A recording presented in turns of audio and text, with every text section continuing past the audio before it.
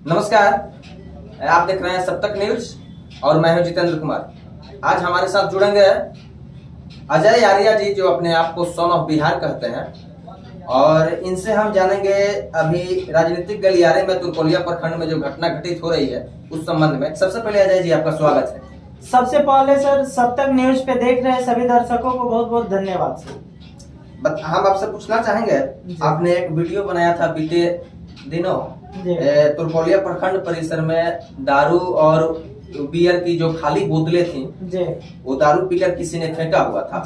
और कल जो गिरफ्तारी हुई है तुरकोलिया प्रखंड प्रमुख पति मुनीलाल यादव की, इस संबंध में आप बताइए। सबसे पहले मैं बताना चाहता हूं, जब दारू का बोतल हम लोगों ने देखा, सबसे पहले हम लोग आरटीपीएस काउंटर पे गए घूमने की, काम होता है कि नहीं, थोड़ा मिला जाए इन लोगों से, तब तक बोतल दिखाई दिया। अच्छा। तो मेरे साथ राजन जी थे, तो हम लोग सोचे कि चलिए देखते हैं क्या है नहीं है। तो उसके बाद हम लोग वहाँ गए तो दारू का बोतल था। मैंने सोचा कि गांव के ग्रामीण लोग तो दारू पीकर ब्लॉक कैंपस में आरओ साहब यानी रेवेन्यू ऑफिसर के जस्ट ऑफिस के बगल में, जंगला के बगल में वहाँ फेंका गया था। जस्ट 10 मीटर के डिस्टेंस पे शिक्षा विभाग का ऑफिस था। 20 मीटर के डिस्टेंस पे आरटीपीएस काउंटर था। 50 मीटर के डिस्टेंस पे वीडियो साहब का चैम्बर था। 50 मीटर के डिस्टेंस पे सीओ साहब का चैम्बर था। अरे भाई, आखिर पीता तो पीता कौन है? गांव का लोग इतना मूर्ख नहीं होगा कि गांव में दारू पिएगा आ जाके बोतल फेंकेगा ब्लॉक कैंपस में। तो हम लोग इस पे डिस्कस कर रहे थे कि सिस्टम में बैठे लोग ही दारू पिए होंगे, कहीं ना कहीं ये कारण रहा होगा। तो बाद में पता चला, एक दिन बाद जस्ट मुनीलाल यादव जो प्रमुख पति थे, उनका गिरफ्तारी हुआ। दारू के नशे में थाना पे पहुंचे थे, जैसे भी पहुंचे थे। हो सकता है लेट फेट रहता है लोग ब्लॉक में, कोई सिस्टम में बैठा है, अब वो पिए थे कि को पिया था। लेकिन एक दिन बाद उनका अरेस्टिंग हुआ। तो ब्लॉक का प्रमुख, जब प्रमुख ही दारू पिएंगे लोग, तो फिर सिस्टम में बैठा लोग पिएगा, क्या हो रहा है? और मैं चाहता हूं कि जो सजा सबको मिलती है वो हर व्यक्ति के लिए समान होनी चाहिए। पैसे वालों के लिए कम दिन के लिए हो जाता है, जल्दी उन लोगों का केस खत्म हो जाता है, बेल जल्दी हो जाता है। गरीब आदमी पिसा जाता है 3 महीना 4 महीना। सबको समान तरीका से देखा जाए और ये भ्रष्टाचार जो हो रहा है ना, इसको खत्म किया जाए। सर अजय आर्या जी, जो अपने आप को सन ऑफ बिहार कहते हैं, इनका साफ साफ कहना है कि कानून, चाहे वह सामान्य आदमी हो या राजनीति पकड़ वाला आदमी हो या प्रशासनिक आदमी हो, कानून सबके लिए बराबर है और सबको समान कानून के नजरिए से देखा जाना चाहिए। और इनका साफ साफ कहना है, जो बोतल जो मिली हुई थी प्रखंड परिसर में, वो ग्रामीण लोग, हालांकि इसकी पुष्टि नहीं कर रहे हैं, लेकिन कहीं ना कहीं यह सबके अंडरस्टैंडिंग की बात है कि ग्रामीण लोग दारू पी करके और ब्लॉक कैंपस में जाकर बोतल नहीं फेंकेंगे। अजय, जब हमने सर वीडियो साहब से बात किया, जब वीडियो साहब आया तो हम लोगों ने बात किया, ऐसे कैमरा पे नहीं, ऐसे ही बात किया। तो उन्होंने कहा कि गांव से कोई पी कर फेंका होगा। बोले कितनी हिम्मत हो जाएगी किसकी? बगल में थाना अध्यक्ष का डेरा है। थाना अध्यक्ष साहब रहते हैं वहाँ पे, सभी पुलिस प्रशासन के लोग रहते हैं ब्लॉक कैंपस में।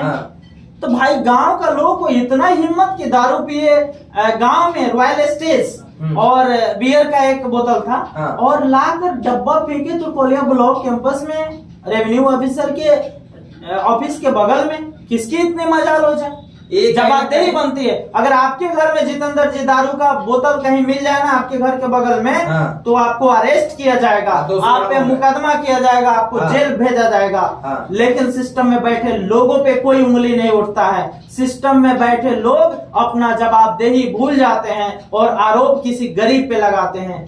हम चाहते हैं ना, किसी भी गरीब को दोषी बनाना इतना आसान आप लोग जो समझते हैं, उतना ही आसानी से अमीरों को भी दोषी बनाइए और उस पे ज्यादा से ज्यादा कार्रवाई कीजिए। हो सकता है कल सर प्रमुख मुनीलाल यादव का जो अरेस्टिंग हुआ दारू के नशा में धुत थे, हो सकता है कि ब्लॉक में कहीं ये मैटर हुआ होगा। राइट। तो कोई ऐसे शर्माया होगा कि ब्लॉक का बदनामी हो जाएगा कि ब्लॉक कैंपस में कोई कैसे पी सकता है। इसलिए उस मैटर को थाना पे ला दिया गया होगा। ये सब चीजें थाना पे हुआ और थाना पे हम लोगों के साथ ऐसा हुआ। अब कोई कहेगा कि ब्लॉक में दारू पीते हुए पकड़े गए, तो ये तो बदनामी ब्लॉक का भी होगा ना। समझ रहे हैं? तो हो सकता है, हम श्योर नहीं कर रहे हैं, हो सकता है, हालांकि इस बात की पुष्टि नहीं आप कर रहे हैं, नहीं कर रहे हैं, कहीं ना कहीं आशंका यही जा रही है हाँ। जी कि कहीं ऐसा सिचुएशन रहा होगा। हम लोग ऐसे सोच सकते हैं ना, क्योंकि हो रहा है तो हो कैसे रहा है। लोकतंत्र को मजबूत करने में जो चौथा स्तंभ हम लोग का मीडिया बंधु है, उसके हम भी अंग है। अजय आर्या जो सन ऑफ बिहार लिखते हैं, यह भी अंग है। हम चाहेंगे कि जो भी पत्रकार बंधु हैं, हम लोग के जो मीडिया बंधु हैं, चाहे वो इलेक्ट्रॉनिक मीडिया हो या प्रिंट मीडिया हो, सब कोई निष्पक्ष पत्रकारिता करे और निष्पक्ष पत्रकारिता करके लोकतंत्र को मजबूत करने में अपना सहभाग जो है, अपना जो भागीदारी है वह सुनिश्चित करे। क्या एक चीज सर, इस टॉपिक पे जो आप बोले ना, तो स्वतंत्र पत्रकारिता का जहां तक बात रहा ना, जहां जब समाज के लिए आवाज उठाना चाहिए ना, जब गरीब के लिए आवाज उठाना चाहिए ना, उस समय हमारे सिस्टम में कुछ ऐसे लोग हैं जो रिबन फीता कटवाते हैं सिर्फ दुकानी के। कोई भी उद्घाटन हम नहीं कहते हैं मत कटवाइए, कटवाइए, लेकिन आवाज वहां भी उठाइए जहां सिस्टम में बैठे लोग गलती करते हैं। जब तक आप चौथा स्तंभ है देश के, आवाज पत्रकार ही ना उठाएंगे, तो सबसे पहले ये समझना जरूरी है कि आप सिस्टम में बैठे लोग पे उंगली नहीं उठाते हैं, अगर वे गलती करते हैं तो कैसे सुधरेगा देश का स्थिति, कैसे बदलेगा देश है कि सत्ताधीशों के सामने आप नतमस्तक मत होइए। यदि वह गलती है तो उनको गलती कहने का आप में साहस होना चाहिए। यही साहस एक दिन हमारे देश को बहुत आगे ले जाएगा। जो कलाम जो सपना देखे थे, जी, जो हम लोगों ने सपना देखा है और जो कलाम ने सपना देखा है, जो गांधी का सपना था, उस सपना को पूरा करना हम लोगों की जिम्मेदारी है। 2 अक्टूबर को गांधी जयंती मनाने से महात्मा गांधी की आत्मा को शांति नहीं मिलेगा। उसके लिए उनके विचारधारा और उनके पथ पे चलना होगा हिंदुस्तान को, तब जाकर हमारा समाज का स्थिति बदलेगा, हमारे देश का स्थिति बदलेगा।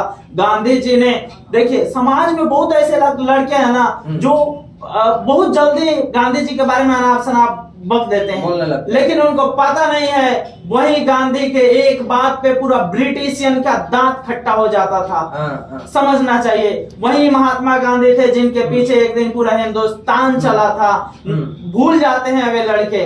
तो इतिहास पढ़ना जरूरी है उन क्रांतिकारियों का और भगत सिंह का फांसी सिर्फ इसलिए हुआ, कहीं ना कहीं उनका भी साजिश था कि जिस दिन हमको फांसी लगाया जाएगा ना, उस दिन पूरा जो नौजवानों में जो ना मर्द मतलब जो साहस नहीं है उनमें साहस है।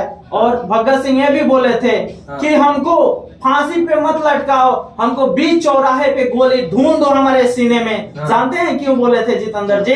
उन्होंने इसलिए बोला था कि पूरा समाज के सामने जब एक नौजवान का मर्डर होगा देश के लिए लड़ने के लिए, तो और नौजवानों का खून में उबाल आएगा और हमारा देश आजाद हो जाएगा गुलामी के चंगुल से। उस समय वे लोग देश के लिए लड़ते थे। अभी हम लोग, देश तो आजाद हो गया लेकिन भ्रष्टाचारी से आजाद नहीं हुआ, भुखमरी से नहीं आजाद हुआ। तो ये सब चीजों से हम लोगों को देश की आजादी की जरूरत है कि भ्रष्टाचार से आजादी मिले भारत को।